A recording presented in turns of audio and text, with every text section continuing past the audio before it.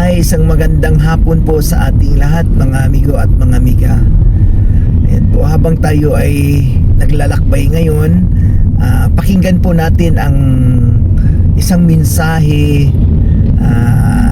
na salita ng ating Panginoon sa pamamagitan ng ating mabutihing Pastor Jeff. So pakinggan po natin ang kaniyang mensahe na ibibigay sa atin ngayong araw na ito. Let's go! A few moments later.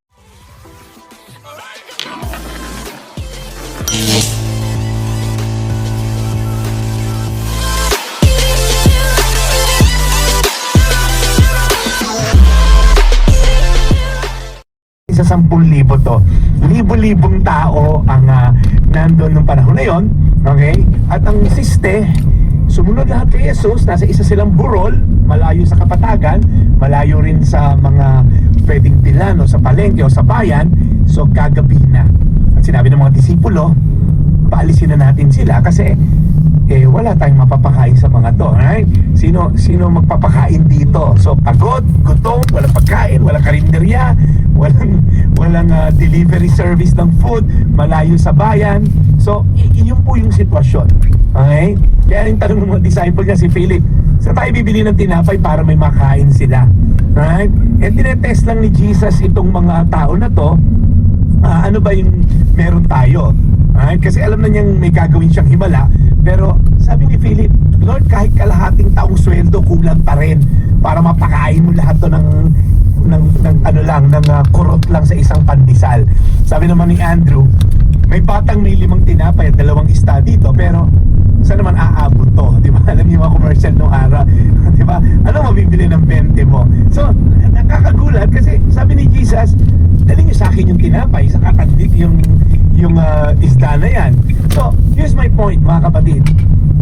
May problema, may kinakaharap silang problema, kulang ang supply, and guys, kasama po na ngayon si Pastor. Imposibleng maglakad pabalik kasi magugutom sa station siya ng sa biyahe. 95.9. Imposibleng may mabilan sila. Sino naman gagawa sa 10,000 tao? Hello, kahit ngayon nga pumunta ka sa isang panaderya, kaya bang mag-bake ng 10,000 pandesal? So, pero kay Lord, walang imposible, right? Kung nanonood ka sa Facebook, i-type mo dyan, walang imposible sa Diyos.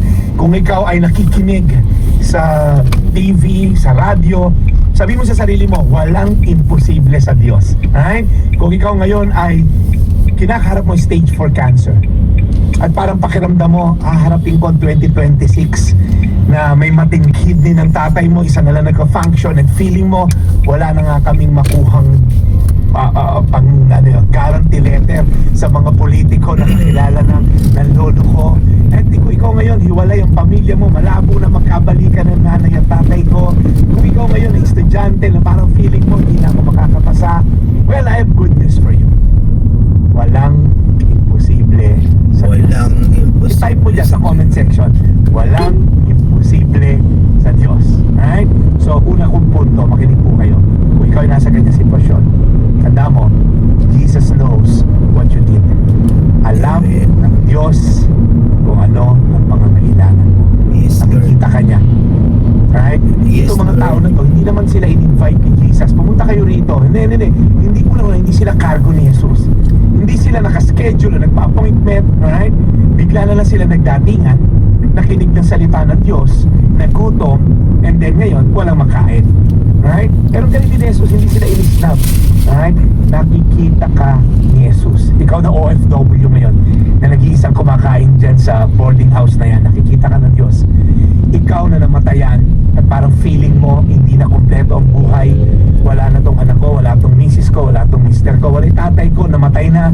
Yung empty chair na yan, hindi nalilingit sa Diyos ang pinagdaanan mo. Nakikita niya yung marriage mo, na hirap ka, na ikaw yung lagi nagpapaubaya. Nakikita niya yung naghihinalo mong bank account, right? Nakikita niya yung sakit mo na pinagdadaanan. Nakikita niya yung mga challenges mo bilang anak. Okay, at hindi lang niya basta nakita, ito maganda, may plano siya. He had in mind what he's gonna do. Okay? Bago pa na-realize ng mga disipulo na may problema, may solusyon na ang Diyos. Na-compute na niya lahat yan. Okay? Ito ang kaibahan. Sa Diyos, walang imposible. Sa mga disipulo, may imposible. Point number 2 natin. Makinig kayo. Jesus gives more than you expected. Pag ang Diyos ang nag-provide, pag ang Diyos ang nagbigay, right? More than you need. Again, 5 pandesal, 2 galunggong to 10,000 people. It doesn't compute. It doesn't make sense. Di ba parang kahit na, alam mo yung pandesal, gano'n tapos tigit-tigis ang mugmog, tsatsaniin mo, baka kulang pa sa 10,000 yun. Hindi. Ano mo ginawa ni Jesus? Paupuin nyo lahat sila. You know what sitting means? Sitting means trusting. Di ba pag aligaga ka, gagawa ka ng solusyon. Kanina tayo mangungutang kayo. Sabi nung tatay, mapupuha lang anak, ako na bahala. Kung ikaw ngayon ay aligaga, maupo ka lang. Siguro sinasabi ni Lord sa'yo, chill. Right? Maupo ka lang. Kung ikaw yung naisip mo, gutom na nga itong mga tao. Kami magugutom pa. Hindi, dapat isa sa amin bumaba na ron. May mapakain lang kahit mga bata. No. Sitting means surrendering. When you sit down and not doing anything, God is saying, ako ang bahala. I-type mo dyan sa comment section, Diyos ang bahala. I-type mo dyan, Diyos ang bahala. Ikaw doon nakikinig ngayon, taxi driver, sabihin mo dyan sa kasama mo na nakasakay sa iyo ngayon, ang Diyos ang bahala. Pilipino kasi tayo, mahilig tayong lumaban, may tayong dumiskarte. Right? Ang gagaling natin sa diskartehan. Pero pagdating sa larangan ng spiritual, be still and know that I am God. That is what God is saying to you right now. Huwag kang manumbay, huwag kang maging aligaga, i-surrender mo yan sa Diyos. Ano ginawa ni Jesus? Yung 2 galunggong, 5 pandesal, i-lift up niya sa Ama sa langit. Ano sabi sa Bible? And He gave thanks. Nagpasalamat siya sa gitna ng kakulangan. Nagpasalamat siya sa gitna na parang hindi kakasya. Ano yung nangyari? Alam mo, pagdating ko sa langit, tatanong ko kala Peter, kala John, paano ba nangyari doon? Pastor, wala talagang tigil eh. Bubuksan namin yung takip ng basket. Merong punong-puno na, merong punong-puno. So, walang humpay na nag-multiply yung tinapay at yung isda. Alam mo, meron pang 12 na basket na sobra. Wow! Mahigit 10,000 tao yung nakakain from kulang to sobra. Right? From kulang to sobra. I don't know about you. Ikaw na nakikinig ngayon. Maybe God is asking, ano ba yung nasa kamay mo? What's in your hand right now? Ano ba yung hawak mo ngayon? Right? Because anything na hawak mo ngayon na alam mong kulang, alam mong hindi sapat, and then you offer it before God and give thanks to Him, God can multiply that. God can multiply whatever yung nasa kamay mo. And maybe some of you, you're trying to provide for yourself, you're trying to provide for your family, laging kulang. Alam mo yun, yung parang soft drinks, kung di zero, sakto lang. Pero si God, bibigyan ka ng litro-litro, 2 litros, 4 litros. Kaya ikaw na nakikinig ngayon, what's in your hand? Ano yung nasa sa kamay mo? I-offer mo kay Christ. Alam mo, si David, kalaban Goliath na gigante. Ano yung nasa kamay niya? 5 pirasong bato at tirador. Isa nga lang bato ginamit niya eh. Yung ginamit niya, baon sa ulo ng Goliath na matay.